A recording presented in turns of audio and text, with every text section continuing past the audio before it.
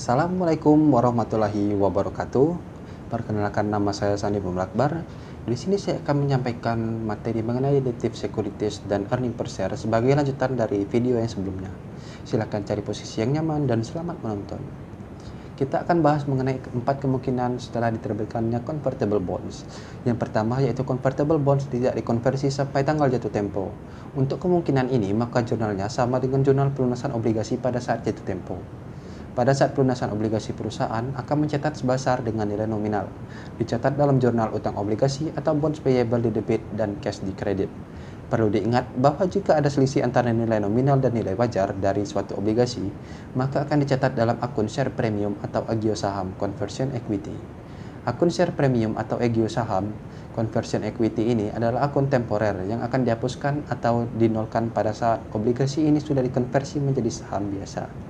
Atau juga akun ini akan dihapuskan apabila obligasi tidak dikonversi tetapi obligasi tersebut sudah jatuh tempo.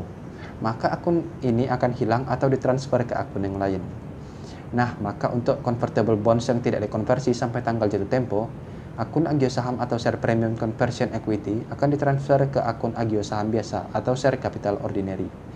Untuk kemungkinan yang kedua yaitu convertible bonds dikonversi pada tanggal jatuh tempo. Jurnalnya yaitu pada posisi debit ada akun agio saham ekuitas konversi dan akun untung obligasi. Dan pada posisi kredit pada akun saham biasa ada dan akun agio saham biasa. Perbedaannya adalah yang menggunakan akun berupa cash di posisi kreditnya dan yang menggunakan akun saham biasa pada posisi kreditnya. Perlu diingat bahwa akun agio saham ekuitas konversi ditransfer ke akun agio saham biasa. Kemungkinan yang ketiga yaitu convertible bonds dikonversi sebelum tanggal jatuh tempo. Pada kemungkinan ini, ketika perusahaan menerbitkan convertible bonds, maka perusahaan harus membuat daftar amortisasi. Daftar amortisasi obligasi berisi beberapa informasi mengenai tanggal, kas yang dibayarkan, beban bunga, amortisasi baik premium atau diskon, dan nilai tercatat. Untuk convertible bonds yang dikonversi sebelum tanggal jatuh tempo, jurnalnya yaitu pada posisi debit ada akun agio saham, sedangkan pada posisi kredit ada akun saham biasa dan akun agio saham biasa. Kemungkinan yang keempat yaitu convertible bonds dilunasi lebih cepat dari tanggal jatuh tempo. Untuk kemungkinan terakhir ini, perusahaan akan menghitung keuntungan atau kerugian pelunasan obligasi dipercepat. Cara menghitung keuntungan atau kerugian dari pelunasan obligasi dipercepat yaitu dengan membandingkan beberapa kas yang harus dibayarkan untuk melunasi obligasi dengan nilai tercatat dari obligasi ini pada tanggal pelunasan. Selanjutnya akan kita bahas mengenai konversi terinduksi. Konversi terinduksi terjadi saat perusahaan tidak mau lagi membayar bunga secara periodik. Tujuan dari konversi terinduksi ini ada dua, yaitu yang pertama mengurangi beban bunga, dan kedua yaitu menurunkan rasio debt to equity. Permasalahannya terletak pada bagaimana jika bondholder tidak mau mengonversi convertible bonds yang dimiliki. Jika terjadi hal demikian, maka perusahaan akan menginduksi atau memberi rangsangan berupa iming-iming adanya tambahan kas sebesar jumlah tertentu, supaya mereka mau mengonversinya. Tetapi keputusan tersebut sepenuhnya berada di tangan bondholder. Pada saat bondholder setuju untuk mengonversi convertible bonds menjadi saham biasa, dengan adanya kas yang diberikan perusahaan, maka perusahaan akan membuat jurnal dengan mendebit akun beban konversi. Beban konversi yang diakui oleh perusahaan adalah sebesar biaya tambahan atau kas tambahan yang diberikan dikurangi dengan agio saham ekuitas konversi. Selanjutnya kita masuk ke materi saham preferen yang dapat dikonversi atau convertible preference share. Salah satu fitur dari saham preferen adalah dapat dikonversi. Tetapi perlu diketahui juga bahwa saham preferen ada yang dapat dikonversi dan juga ada preferen yang tidak dapat dikonversi. Terjadinya pengkonversian atau pembelian kembali atau dengan kata lain pelunasan dikarenakan saham preferen punya batas waktu didasarkan pada nilai buku dari saham preferen. Kemudian jika terdapat selisih atau perbedaan antara jumlah kas yang dibayarkan dengan nilai buku yang tercatat, maka perusahaan tidak boleh mengakuinya sebagai keuntungan maupun kerugian. Alasannya karena saham preferen termasuk kelompok ekuitas dan dalam kelompok ekuitas tidak boleh diakui adanya keuntungan ataupun kerugian. Maka perlu diketahui bahwa yang boleh diakui sebagai keuntungan atau kerugian adalah kalau kategorinya liabilitas. Maka apabila terdapat selisih antara nilai buku dan nilai yang dibayarkan pada saham preference akan dicatat pada akun return earning. Nah, kita akan masuk ke jenis saham, jenis sekuritas dilutif yang terakhir yaitu waran saham atau opsi waran.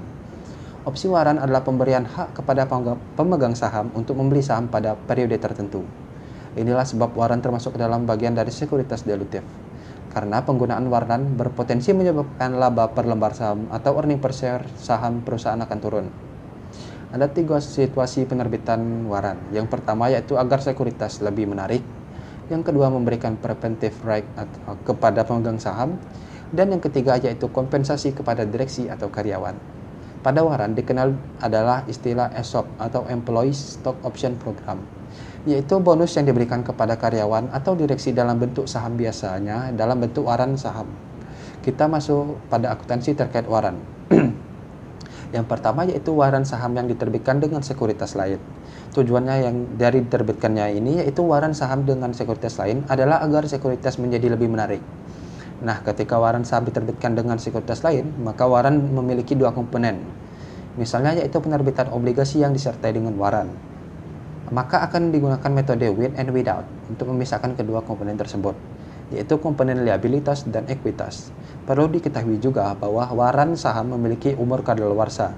Langkah-langkah dari penggunaan metode with and without sama dengan yang telah kita pelajari sebelumnya, jika teman-teman sudah menonton video saya yang sebelumnya ya.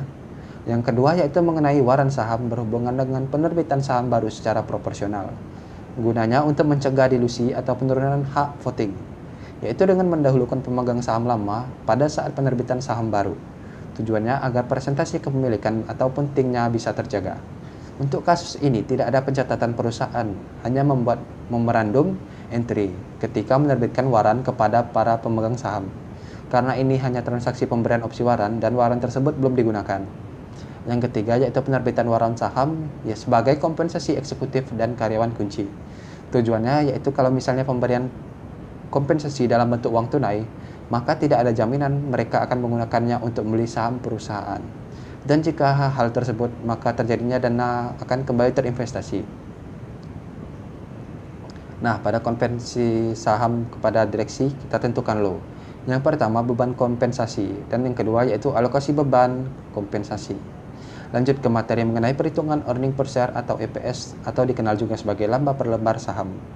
Perhitungan EPS bertujuan untuk mengetahui apakah suatu sekuritas merupakan sekuritas dilutif atau sekuritas anti-dilutif. Pada perhitungan EPS dikenal 2 metode yaitu perhitungan sederhana atau LPS sederhana dan perhitungan terdilusi atau LPS diluted.